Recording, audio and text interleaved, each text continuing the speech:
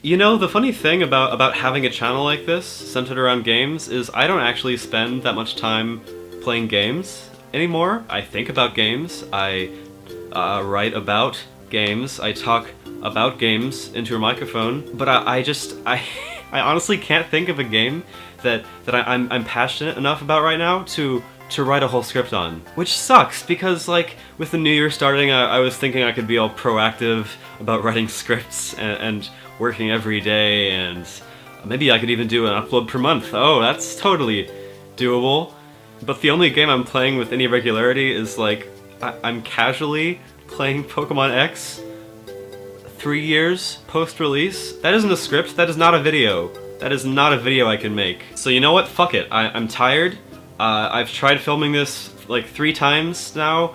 I don't want to force myself to care about things I don't actually care about, and I'm gonna talk about the goddamn Game Boy Advance sound chip, because it's some messed up nonsense, guys. Now, as in any YouTube video, I feel obligated to acknowledge my bias. This was my first a game system, so I have a certain affection for this system. If you really want all the backstory, all the Game Boy Advance history, you can head over to a little webpage called wikipedia.com. I'm not going to be covering that today, but the upshot is that this was the first portable system put out by Nintendo that could rival something like the Super Nintendo in processing power, so it basically became the go-to SNES port machine. They really pushed that angle. And you know what? Those ports worked great, mechanically. Good job. But you know, one of the cool things about the SNES, it had a really good sound chip. I'm talking good. Like, it was actually developed by Sony good. Too good, it turns out, to replicate cheaply on a portable system. So, you know how in the Walt Disney animated classic The Little Mermaid, Ursula, the sea witch, gives Ariel legs and increased mobility on land in exchange for her beautiful voice? Imagine that, but like with these, and Ursula's Nintendo, and having legs is like being able to carry it in your pocket, and the voice is the sound chip. As I'm sure you can tell, I've been watching a lot of Little Mermaid recently. You want thingamabobs? Of course, when you're making a port of a game, sound fidelity should not be your highest priority, and it doesn't have to be. Like for example, in the Game Boy Advance port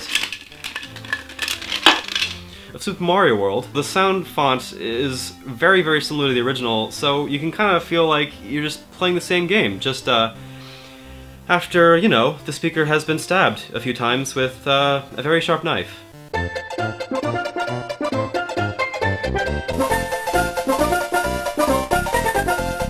But in some games, if the soundtrack doesn't work, then the whole thing is not going to work. That's right, you know what I'm talking about, Donkey Kong Country, for the SNES. Take a listen to this track from the SNES Classic. It's called Forest Frenzy.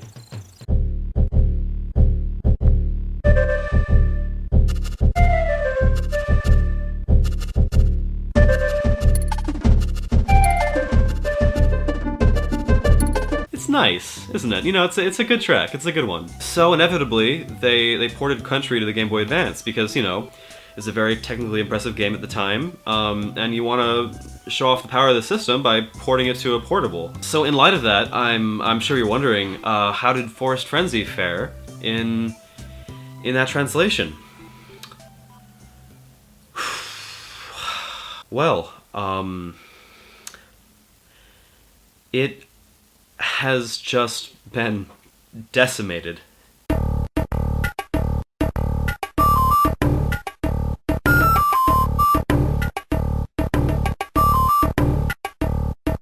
The rest of the soundtrack is fine, so why is it like that? Why'd they make it like that? Why'd they put a bad MIDI cover in a game that relies on atmosphere? Okay, yeah, I'm being a little harsh, but that's just because I love Donkey Kong Country. But cards on the table, no jokes, if I'm being completely real, I have grown to like these sounds. Yes, even Forest Frenzy, and that raises some interesting questions, doesn't it? Now my guess is that most people who think about this kind of thing on a regular basis would argue that we like crappy old game soundtracks because we liked the games, because, you know, everything from childhood, every aesthetic quality of everything we consumed is automatically cast in a positive light because, you know, of nostalgia. And I think that's all true. But, you know, I think maybe there might be something in addition, even more interesting going on here. I'm going to play another song, this time from Mario and Luigi Superstar Saga. Good game. But when you listen, try to really get in there and like listen in between the notes and hear the texture of the noise.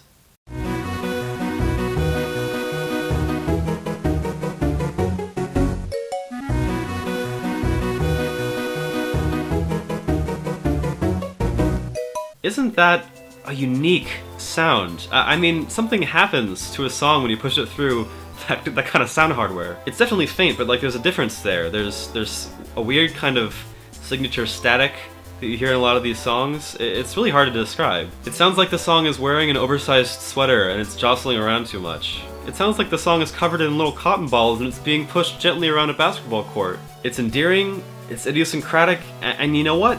I don't just remember it fondly, I like legit like this. There's a quote from Brian Eno, you know, he pioneered a lot of electronic music, from one of his books that goes like this. Whatever you now find weird, ugly, uncomfortable, and nasty about a new medium will surely become its signature. CD distortion, the jitteriness of digital video, the crap sound of 8-bit, all of these will be cherished and emulated as soon as they can be avoided. What Eno is very prophetically saying here in 1996 is that hardware limitations gain symbolic significance over time. They signify that the talent and imagination of the artists responsible were, quote, too momentous for the medium assigned to record them. That's fucking cool. I really like this as a way of conceptualizing the way we collectively respond to new technology. You know, it's the 21st century. New stuff is coming out on a daily basis, advancements happening all the time. There's gonna be a lot of weird new cultural stuff to adjust to there. This has never happened before. There's gonna be more than just nostalgia to contend with here. It's gonna be wild, guys. And that's why we like retro game music. The end. Like, comment, and subscribe, and comment below. Okay, I know it's a lot more complex than that, but this is a YouTube video. It's also my YouTube video, so it's my unique perspective, you know? And also, like, an ode to the GBA sound chip. Not a very catchy title. It's who's gonna click on that? I wouldn't click on that. Well, okay, I would click on that. No one else would. Actually, while we're being real, my original concept for this video was just gonna be me reacting to various songs from Game Boy Advance soundtracks.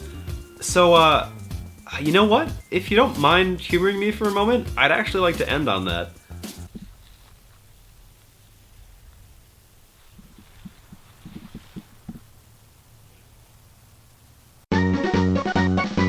So I don't think of Kirby and the Amazing Mirror necessarily as being the best Kirby game, but it's real special to me. And this track, I think, is probably the most iconic from the game. You got a lot going on, a lot going for this track. Synths that kind of sound like kettle drums, but like you're not really sure what they're supposed to be, are a very specific weakness of mine, and that's the main instrument. And plus you got a flute solo, and the whole thing has this kind of almost military march cadence. It's real nice. It's bouncy, you know, it feels like you're bouncing across a bed of springy ivy and everything's bathed in sunlight. It actually matches up perfectly with the imagery in game.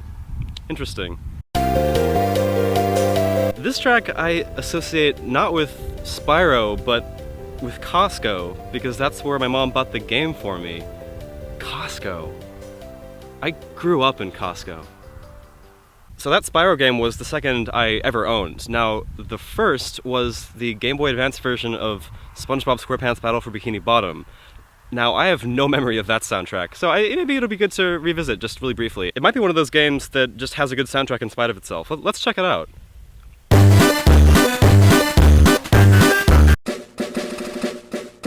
Now that one is unmistakable. Route 104 from Pokemon Ruby and Sapphire. This soundtrack is notorious for its trumpet synths. That's pretty well-trodden territory, comedically speaking, but like, really give this a serious listen. That trumpet in the solo is wailing for its life.